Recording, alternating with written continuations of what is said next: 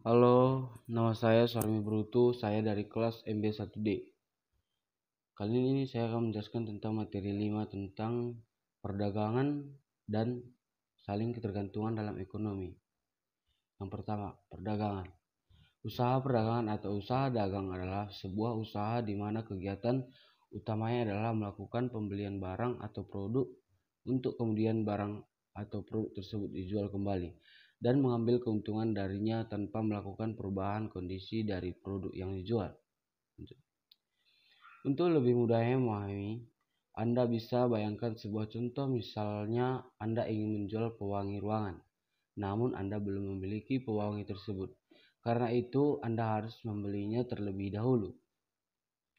Setelah Anda beli agen misalnya, kemudian pewangi ruangan tersebut Anda jual kembali dengan menerapkan selisih harga dari nilai harga agen. Misalnya harga dari agen adalah 20.000.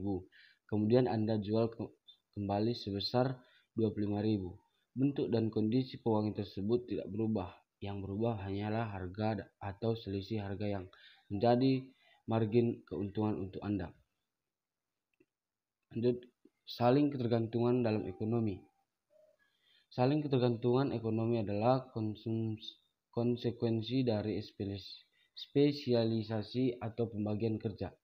Para peserta dalam sistem ekonomi apapun harus memiliki jaringan perdagangan untuk mendapatkan produk yang tidak dapat mereka produksi secara efisien untuk diri mereka sendiri. Perubahan perilaku ekonomi tersebut, peserta dalam jaringan seperti itu biasanya mempengaruhi banyak orang lainnya, sehingga permintaan dan pendapatan peserta saling bergantung. Sistem ekonomi adalah seluruh di mana semua bagian terhubung dan bereaksi satu sama lain. Peningkatan pendapatan para produsen komoditas A akan mempengaruhi permintaan untuk komoditas B, C, dan lain-lain. Dan pendapatan produsennya dan dengan reaksinya akan mempengaruhi permintaan akan komoditas A. Reaksi kompleks seperti itu terbukti dalam teori keseimbangan umum. Saling ketergantungan ekonomi negara telah mempelajari secara efisien oleh para profesor di seluruh dunia. Interaksi ekonomi internasional seperti itu umumnya dianggap sebagai nilai dolar dari transaksi barang dan jasa antar negara atau COPER. Beberapa akademis telah menantang paradigma fundamental ini dari waktu ke waktu. Baldwin menyarankan bahwa saling tergantungan ekonomi dapat dipahami sebagai biaya peluang yang timbul dari biaya keluar potensial yang timbul sebagai akibat putusnya hubungan ekonomi yang ada antar negara. Whitman dikutip oleh Baldwin memperluas definisi COPER dan mengusulkan bahwa saling ketergantungan ekonomi juga harus melibatkan tingkat kepekaan perilaku ekonomi suatu negara terhadap kebijakan dan perkembangan negara di luar pembatasannya.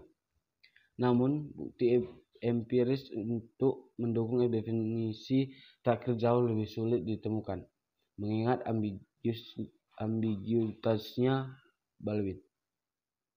Saling ketergantungan ekonomi global telah tumbuh secara eksponensial dalam rentang satu generasi sebagai hasil kemajuan teknologi yang menghebat dan kebijakan terkait yang ditunjukkan untuk membuka ekonomi nasional secara internasional dan eksternal untuk persaingan global.